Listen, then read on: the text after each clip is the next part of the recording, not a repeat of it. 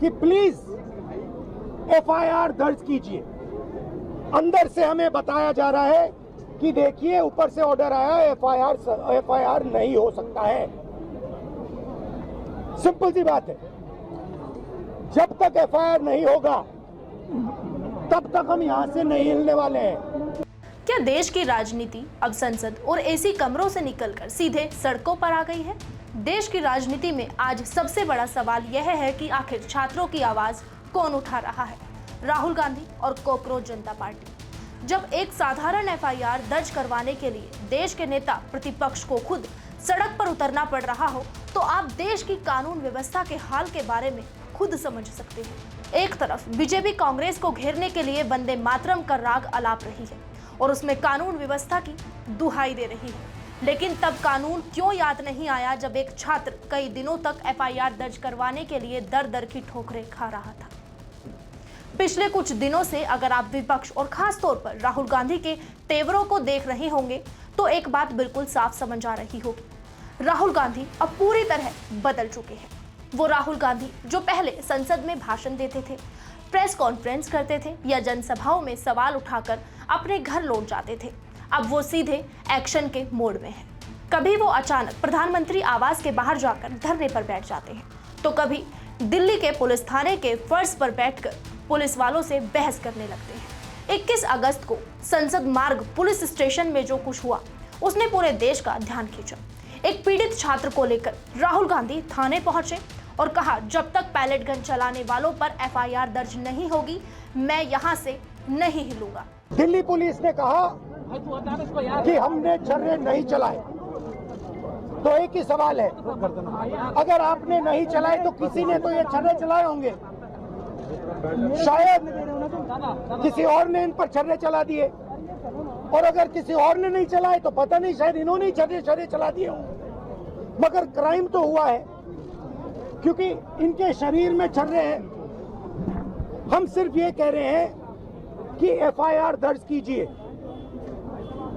FIR दर्ज कीजिए। हिंदुस्तान का एक युवा है, उनकी मम्मी यहाँ पे ज्योति खड़ी है, उनके पिता दीपक है, साहिल है ये, और हम सिर्फ ये कह रहे हैं कि प्लीज एफआईआर दर्ज कीजिए।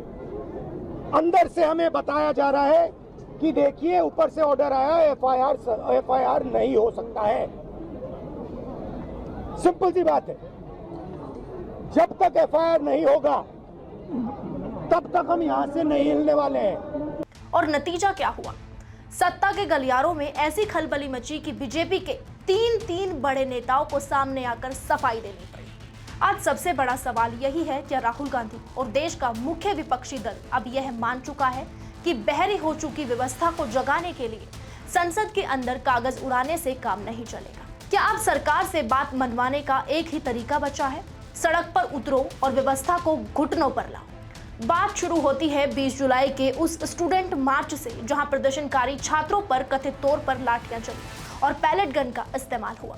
इसी से घायल एक छात्र की शिकायत लेकर राहुल गांधी 21 अगस्त को खुद संसद मार्ग पुलिस थाने पहुंच गए। राहुल की मांग एकदम सीधी थी, छात्र पर हुए हमले के खिलाफ तुरंत एफआईआर दर्ज करो। जब पुलिस टाल मटोल करने लगी तो राहुल गांधी किसी बड़े नेता की तरह किसी वीआईपी कुर्सी पर नहीं बैठे, बल्कि सीधे पुलिस स्टेशन के अंदर ही धरने पर बैठ गए।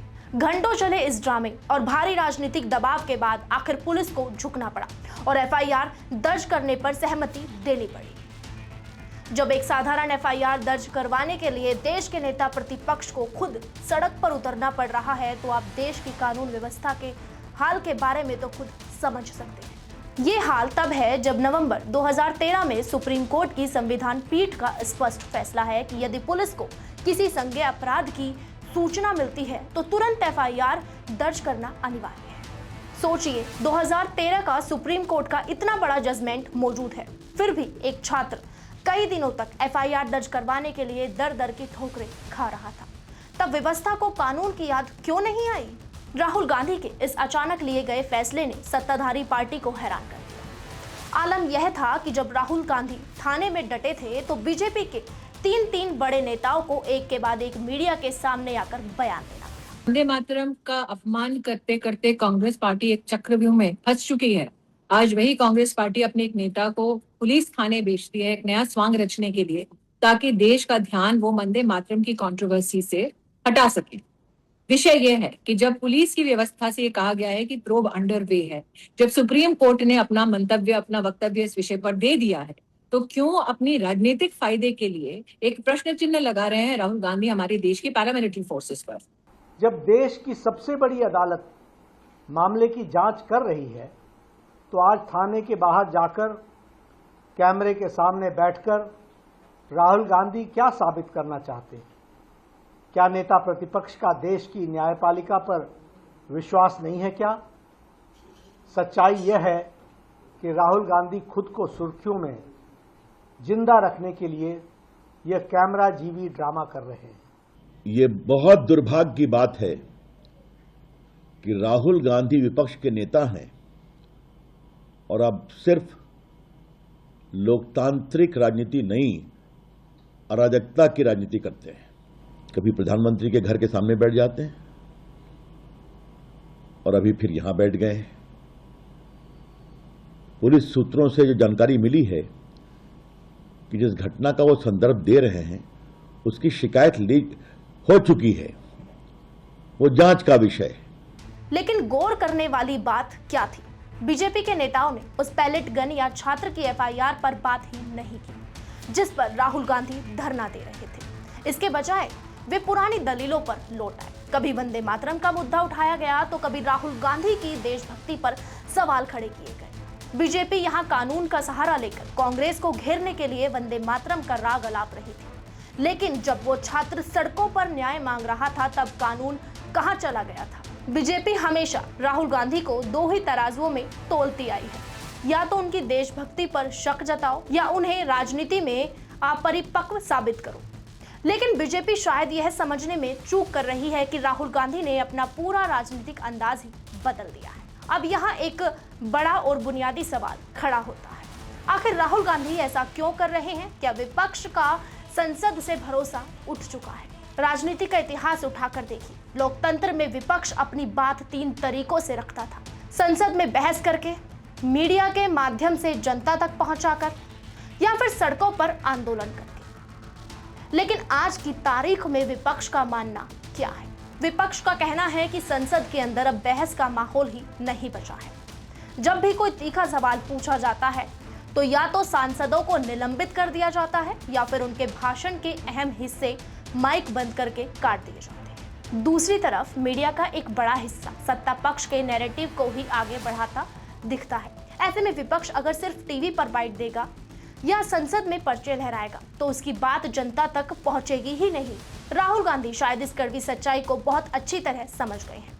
उन्हें समझ आ गया है कि जब सरकार संवाद के रास्ते बंद कर दे तो व्यवस्था को प्रतिक्रिया देने के लिए मजबूर करने का एक ही रास्ता बचता है, वो है सड़क पर राजनीति। आखिर छात्रों की आवाज कौन उठा रहा है? राहुल गांधी और कॉकरोच जनता पार्टी। राहुल गांधी ने सड़क पर उतरकर दिखा दिया, जो जनता के मुद्दों पर, छात्रों के हक पर खुलकर बात करेगा, समर्थन उसी को मिलेगा। थाने में बैठकर एफआईआर दर्ज करवाना सिर्फ एक पुलिस केस की बात नहीं थी, ये सरकार को यह संदेश देने की कोशिश थी कि अगर तुम हमारी बात संसद में नहीं सुनोगे तो हम तुम्हारी नाक के नीचे सड़क पर आकर बैठ जाएं। ये न्याय का पहला कदम है।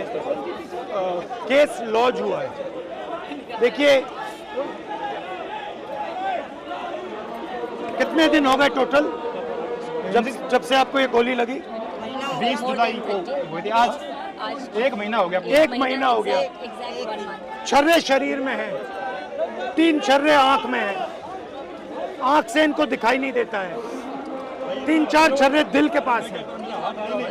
साफ दिख रहा है कि एक युवा के साथ अन्याय हुआ है। देखा जाए तो सड़क पर उतरकर सीधे जनता के हक की लड़ाई लड़ना कांग्रेस के लिए कोई नई बात नहीं है। अगर इतिहास के पन्ने पलटे तो आजादी से पहले महात्मा गांधी का सत्याग्रह हो या आजादी के बाद के आंदोलन, कांग्रेस पार्टी की असली ताकत हमेशा जन आंदोलनों और सड़कों से ही निकली है। लेकिन पिछले 2-3 दशकों से क्या हुआ? कांग्रेस धीरे धीरे लुटियंस दिल्ली के कमरों, बंद फाइलों और सिर्फ चुनावी जोड़ तोड़ की पार्टी बनकर रह गई थी। उसने अपना वो कैडर और सड़क का संघर्ष खो दिया था जो कभी उसकी सबसे बड़ी पहचान हुआ करता था। अब राहुल गांधी जो कर रहे हैं उसे आप कांग्रेस की उसी पुरानी बुनियादी राजनीतिक जड़ों की तरफ वापसी कह सकते हैं। चाहे कन्याकुमारी से कश्मीर तक की भारत जोड़ो यात्रा हो या फिर आम लोगों के बीच जाकर मैकेनिकों, चालकों और छात्रों से सीधे मिलना हो, राहुल गांधी अब बंद कमरों की राजनीति को छोड़कर डायरेक्ट एक्शन वाले फॉर्मूले पर चल रहे हैं। वे सीधे जनता के बीच खड़े होकर यह दिखाना चाहते हैं कि वे सिर्फ एक राजनीतिक दल के नेता नहीं हैं, बल्कि सड़क पर आम आदमी के हक के लिए पुलिस की लाठियां और गिरफ्तारियां झेलने को पूरी तरह तैयार हैं। तो क्या आने वाले दिनों में देश की राजनीति का पूरा ढांचा बदलने वाला है? क्या सत्ता और विपक्ष के बीच अगला सबसे बड़ा मुकाबला संसद की चारदीवारी के अंदर कम और सड़कों के चौराहों पर ज्यादा दिखाई देने वाला है? बिल्कुल, क्योंकि जब विपक्ष पारंपरिक तरीकों को छोड़कर अनप्रिडिक्टेबल हो जाता है तो सत्ता पक्ष के लिए उसे संभालना बहुत मुश्किल हो जाता है। बीजेपी अब तक राहुल गांधी के भाषणों और उनकी गलतियों या उनके बयानों पर घेरने में माहिर रही है, लेकिन जब वही राहुल गांधी अचानक किसी छात्र का हाथ पकड़कर पुलिस थाने के फर्श पर बैठ जाते हैं तो बीजेपी के पास इसका कोई सीधा और तुरंत जवाब नहीं होता है। पैलेट गन किसने चलाई, गलती किसकी थी, जांच में क्या निकलेगा, ये तो कानूनी प्रक्रिया का हिस्सा है। राजनीति में जो संदेश जाना था वो चला गया। सड़क की राजनीति से ही नहीं, लेकिन बहरी सरकार सुन रही है। तभी तो एफआईआर दर्ज हुई। राहुल ने यह साबित कर दिया कि वे अब सरकार को चैन से बैठने नहीं देंगे। अब सवाल यह है कि क्या राहुल गांधी का यह आक्रामक और सड़क पर उतरने वाला अंदाज 2029 के चुनावों से पहले विपक्ष में एक नई जान फूंक पाएगा? क्या कार्यकर्ताओं में वो जोश भर पाएगा जो पिछले कई सालों से ठंडा पड़ा हुआ था? तो कुल मिलाकर निष्कर्ष यही है कि राहुल गांधी अब यह अच्छी तरह समझ चुके हैं कि बहरी हो चुकी व्यवस्था को सुनाने के लिए जोर का धमाका करना पड़ता है, और उस धमाके की शुरुआत तो सड़क से होगी, लेकिन उसकी गूंज संसद तक सुनाई देगी। संसद से लेकर सड़क तक की यह नई जंग आने वाले दिनों में देश की राजनीति को किस मोड़ पर ले जाएगी, यह देखना बेहद दिलचस्प होगा। आपको क्या लगता है कि राहुल गांधी का यह बदले बदले तेवर और सीधे सड़क पर उतरने का फैसला सही है? क्या इससे विपक्ष को फायदा होगा? अपनी राय हमें कमेंट सेक्शन में लिखकर बताएं। वीडियो पसंद आया हो तो इसे लाइक और शेयर करें। हमारे चैनल को सब्सक्राइब करना ना भूलें।